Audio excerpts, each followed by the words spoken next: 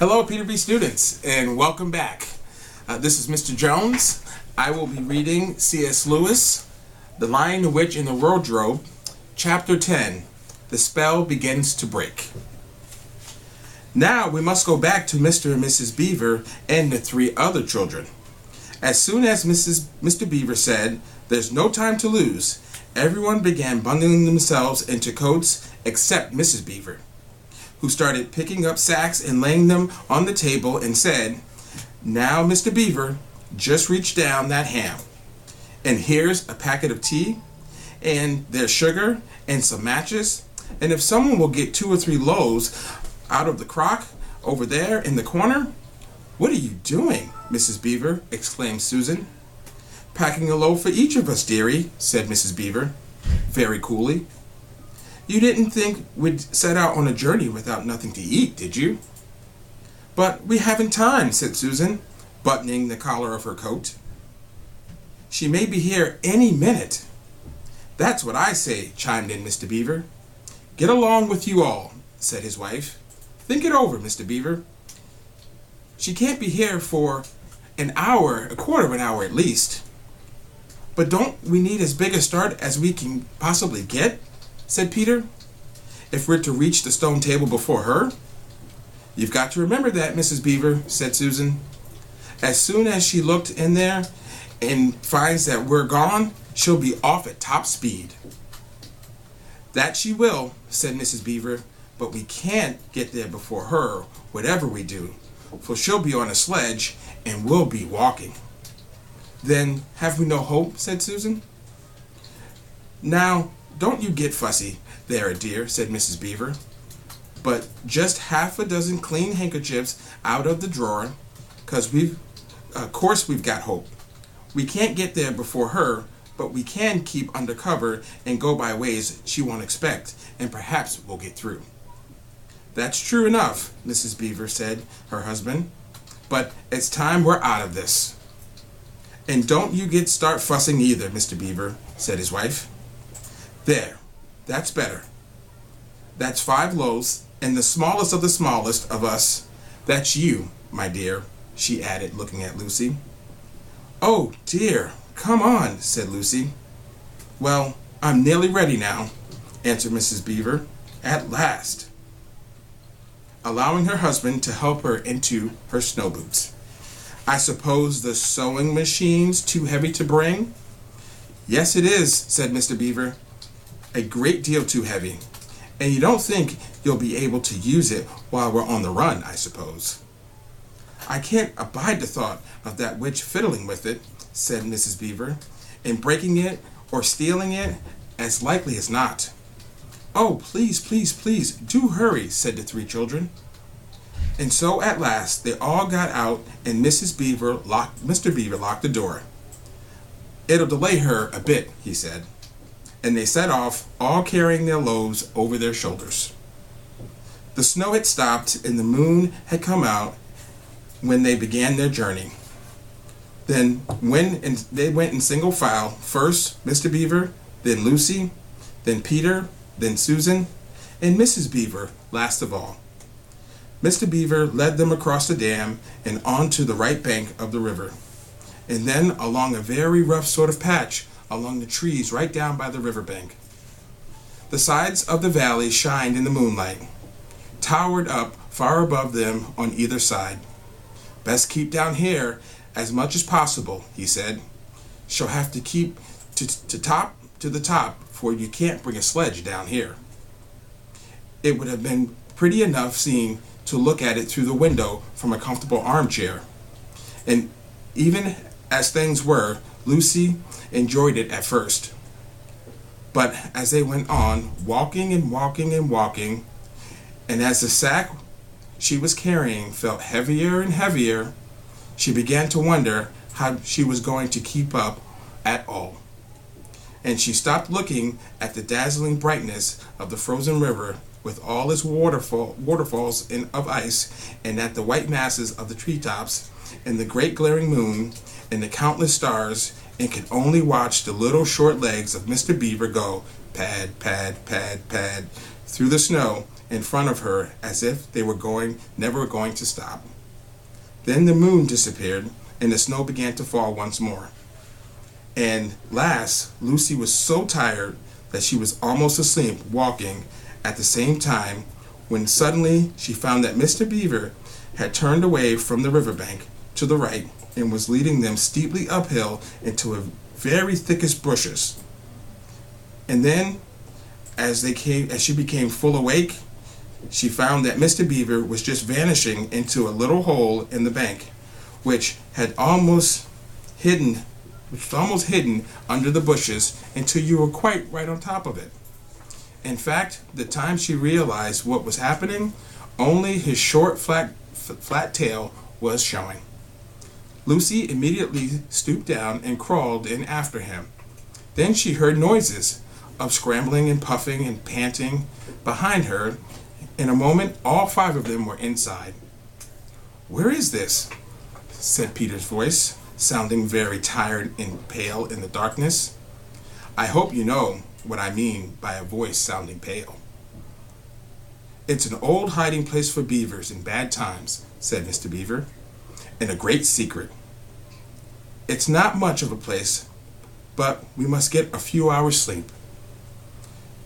If you hadn't all been in such a great pluggy fuss when we were starting, I had brought some pillows," said Mrs. Beaver. It wasn't nearly as nice a cave as Mr. Tumnus, Lucy thought. Just a hole in the ground, but dry and earthy. It was very small, so that when they all lay down, they were all a bundle of clothes together. And with that, and being warmed by the long walk, they were really rather snug. If only the floor of the cave had been a little smoother. Then Mrs. Beaver handed round in the dark a little flask of which everyone drank something. It made one cough and sputter a little and stung the throat, but it also made you feel deliciously warm after you'd swallowed it. And everyone went straight to sleep. It seemed Lucy only the next minute, though really it was hours and hours later, when she woke up feeling a little cold and dreadfully stiff and thinking how she would like a hot bath. Then she felt a set of long whiskers tickling her cheek and saw the cold daylight coming in through the mouth of the cave. But immediately after, she was very wide awake indeed. And so was everyone else. In fact, they were all sitting up with their mouths and eyes open, listening to a sound which was the very sound they had all been thinking of, and sometimes imagining they heard during their walk last night. It was the sound of jingling bells. Mr. Beaver was out of the cave like a flash the moment he heard it. Perhaps you think, as Lucy thought for a moment, that this was a very silly thing to do, but it was really a very sensible one. He knew he could scramble to the top of the bank among the bushes and brambles without being seen, and he would, above all things, to see which way the sledge went. The others all sat in the cave, waiting and wondering. They waited nearly 5 minutes. Then they all heard something that frightened them very much. They heard voices. "Oh," thought Lucy, "he's been seen. She's caught him." Great was their surprise when a little later they heard Mr. Beaver's voice calling to them from just outside the cave. "It's all right," he was shouting. "Come out, Mrs. Beaver. Come out, sons and daughters of Adam. It's all right. It isn't her." This was bad grammar, of course, but that is how beavers talk when they are excited. I mean, in Narnia. In our world, they usually don't talk at all.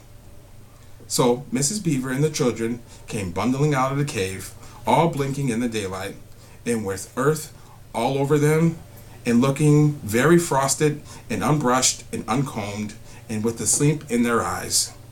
"Come out," cried Mr. Beaver, who was almost dancing with delight. "Come out and see. This is a nasty knock for the witch. It looks as if her power is already crumbling." "What do you mean, Mr. Beaver?" panted Peter, as they scrambled up the steep bank of the valley together. "Didn't I tell you," answered Mr. Beaver, "that she'd made it always winter and never Christmas? Didn't I tell you? Well, just come and see." And then they were all at the top, and they did see. It was a sledge. It was reindeer with bells on their harness. But they were far bigger than the witch's reindeer, and they were not white, but brown. And on the sledge sat a man whom everyone knew the moment they set eyes on him. He was a huge man in a bright red robe, bright as hollyberry, with a hood that had fur inside of it, and a great white beard that fell like a foamy waterfall over his chest. Everyone knew him because, though you see people of his sort only in Narnia, you see pictures of them and hear them talked about even in our world, the world on the other side of the wardrobe door. But when you really see them in Narnia, it's rather different. Some of the pictures of Father Christmas in our world make him look only funny and jolly. But now that the children actually stood looking at him, they didn't find it quite like that. He was so big and so glad and so real that they all became quite still. They felt very glad, but also solemn. "I've come at last," said he. "She has kept me out for a long time, but I've got in at last. Aslan is on the move. The witch's magic is weakening." And Lucy felt running through her that deep shiver of gladness which you can only get if you are being solemn and still. "And now," said Father Christmas, "for your presents. There is a new and better sewing machine for you, Mrs. Beaver. I'll drop it in your house as I pass." "If you please, sir," said Mrs. Beaver, making a curtsy. "It's locked up." "Locks and bolts make no difference to me," said Father Christmas. "And as for you, Mr. Beaver, when you get home, you will find your dam finished and mended, all the leaks stopped, and a new sluice gate fitted." Mr. Beaver was so pleased that he opened his mouth very wide, and then he couldn't say anything at all. "Peter, Adam's son," said Father Christmas. "Here, sir," said Peter. "These are your presents," was the answer, "and they are tools, not toys. The time to use them is perhaps near at hand. Bear them well." With these words he handed to Peter a shield and a sword. The shield was the color of silver, and across it there rampant a red lion, as bright as a ripe strawberry at the moment when you pick it. The hilt of the sword was of gold, and it had a sheath and a sword belt and everything it needed, and it was just the right size and weight for Peter to use. Peter was silent and solemn as he received these gifts, for he felt that they were very serious kind of present. "Susan, Eve's daughter," said Father Christmas, "these are for you." And he handed her a bow and a quiver full of arrows and a little ivory horn. "You must use this bow only in great need," he said, "for I do not mean you to fight in the battle. It doesn't miss easily. And when you put this horn to your lips and blow it, then, wherever you are, I think help of some kind will come to you. Last of all," he said, "Lucy, Eve's daughter." Lucy came forward. He gave her a little bottle of what looked like glass, but people said afterwards it was made of diamond, and a small dagger. "In this bottle," he said, "there is a cordial made of the juice of one of the fire flowers that grow in the mountains of the sun. If you or any of your friends is hurt, a few drops of this will restore them. And the dagger is to defend yourself at great need, for you are also not to be in the battle." "Why, sir," said Lucy, I don't know, but I think I could be brave enough." "That's not the point," he said. Battles are ugly when women fight. And now, he said suddenly, looking less grave, here is something for the moment for you all. And he brought out, I suppose from a big bag at his back, but nobody quite saw him do it, a large tray containing 5 cups and saucers, and a bowl of lump sugar, and a jug of cream, and a big teapot all sizzling and piping hot. Then he cried out, Merry Christmas! Long live the true king! And cracked his whip. And he and the reindeer and the sledge all were out of sight before anyone realized that he had started. Peter had just drawn his sword out of his sheath and was showing it to Mr. Beaver when Mrs. Beaver said, now then, don't stand there talking till the tea gets cold, just like men. Come and help to carry the tray down, and we'll have breakfast. What a mercy!